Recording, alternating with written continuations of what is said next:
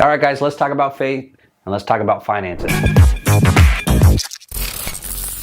So if you're a Christian and specifically in your 20s, I'd like to talk to you about mistakes you should not be making in your 20s so you can become wealthy in your 30s and put yourself and your family in a really good position, when your 30s come around. I just turned 31 2 months ago, so I am in this different mindset. It hit me hard when I turned 30, going from 30 to 31, didn't do that much, but I do know for a fact that a lot of the blessings of the Lord that I'm living today were things that I planted early on in my 20s. If you're older or happen to be, there's a lot of videos on my channel for you. This just doesn't happen to be one of them. But if you know somebody in their 20s, feel free to share this and send it their way. So let's go. Proverbs 21:5 says, "The plans of the diligent lead surely to abundance, but everyone who is hasty comes only to poverty." So the very first thing, and we see this in scripture, is to have a plan. What's the goal?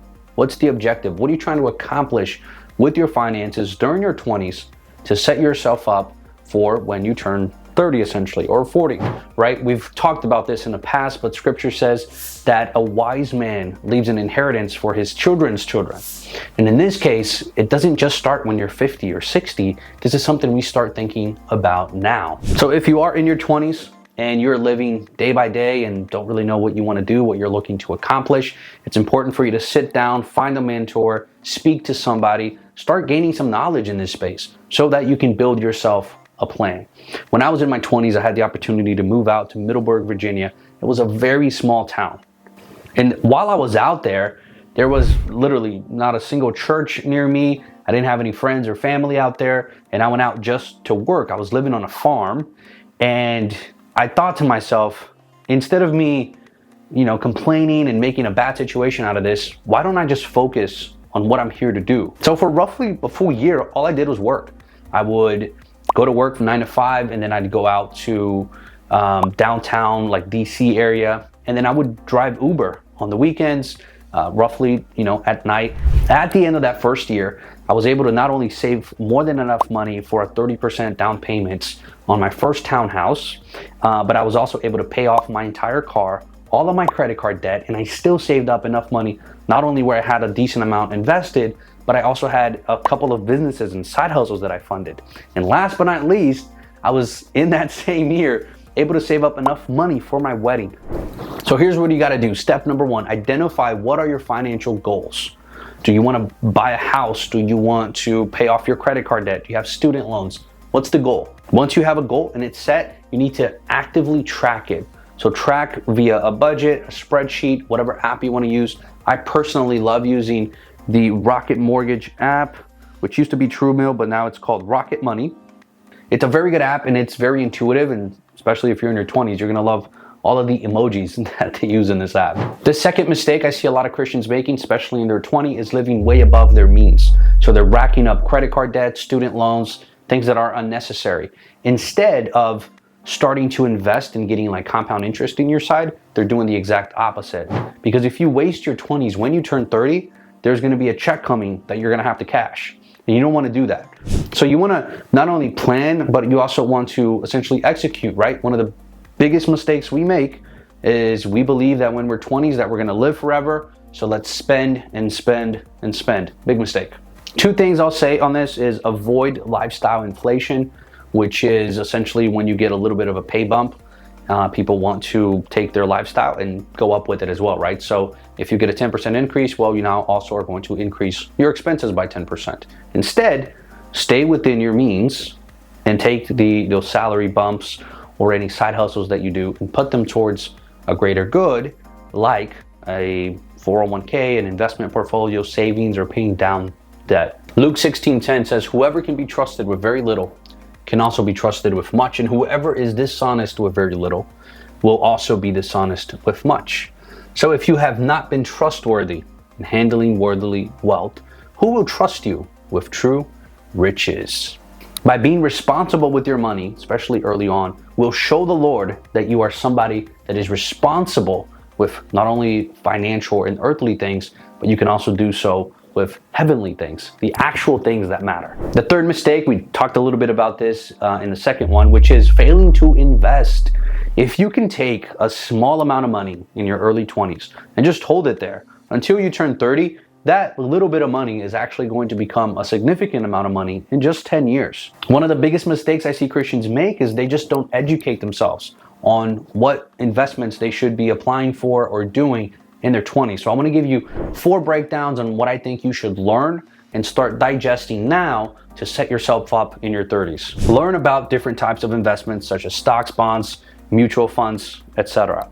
By the way, I just did a really cool video on 5 Christian ETFs that you can invest in, so check that out. Stay diversified and invest in a mix of different assets. The third one is investing yourself. So I know that you want to take money and put it into the stock market, but invest in yourself. Courses, educations, books, your health. Invest in yourself. That is one investment. And number 4 is keep Jesus at the center of all of your investments. Not only should you be praying about what to invest in, but you should be praying about when you should get out of that investment, when you should sell. You should be praying for God to give you grace through times of fear like we're living now, with the bank collapses, inflation at an all-time high. Nobody knows what's going on with the economy. You should be, as a faithful and a faith-driven investor, praying and taking all your anxiety and your fears and giving that to the Lord. And don't be hasty. Stop trying to get into rich quick schemes so that you can have $1 million so you can buy a flashy car and impress that one girl. Here's what scripture says. Dishonest money dwindles away, but whoever gathers money little by little makes it grow. The 4th mistake is taking on too much debt. I know you have to go to school and you have to do this 10-year master's degree, but what if you don't? I get it, but instead of you wrapping that all into this student loan that's going to take you 20 years to pay off anyways, why don't you get a part-time job, focus a little more in different classes, and do it a little bit at a time? That way you don't have this massive bill and you're not paying student loans while you're trying to build and raise a family and kind of start off your career. I actually was able to go to school, the limited amount of schooling that I actually have, I was able to do that, paying it all while I was working. Even when I started high school, I did my first 2 years in person, and then my 11th and 12th year, I actually did it online at home. And I was able to pay for it because I worked full time. At the time, it was Office Depot. And it was such a blessing because not only did I actually have 2 years of experience, full-time experience, that a lot of kids coming out of high school did it when I started college. So I was able to be promoted. And at the time when I started going to Columbus State College in Ohio, I had a very good paying job because in my 2 years, I was going into year 3 at Staples, I got promoted to be a director for the copy and print center. It was amazing. It was like a 9-to-5 job. I could do a ton of school in the afternoons, on the weekends, and it allowed me to go to church and serve the Lord, which was something I was very passionate about in my 20s. I still am, but not when you have a family and full-time job. It's different.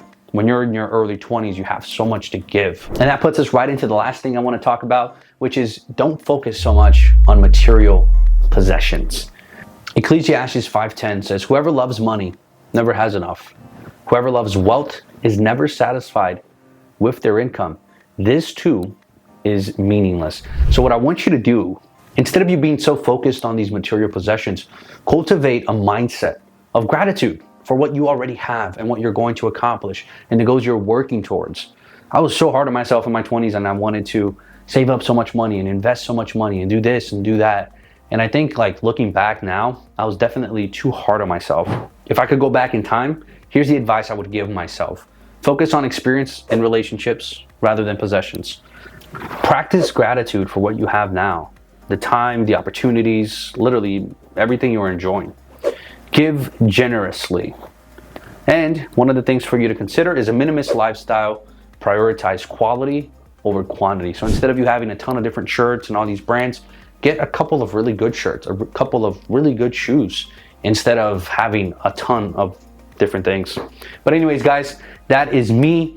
If you are actually in your 30s and you sat through this video, I'd like to get some advice from you on what I should be focusing on as I go into my 40s. So if that is you, drop comments below. Guys in your 20s, I appreciate you staying through to the end of this video. If you're not subscribed, please do so. I would greatly appreciate it. And tell me what you'd like me to talk about. God bless you. Hope you have a great day.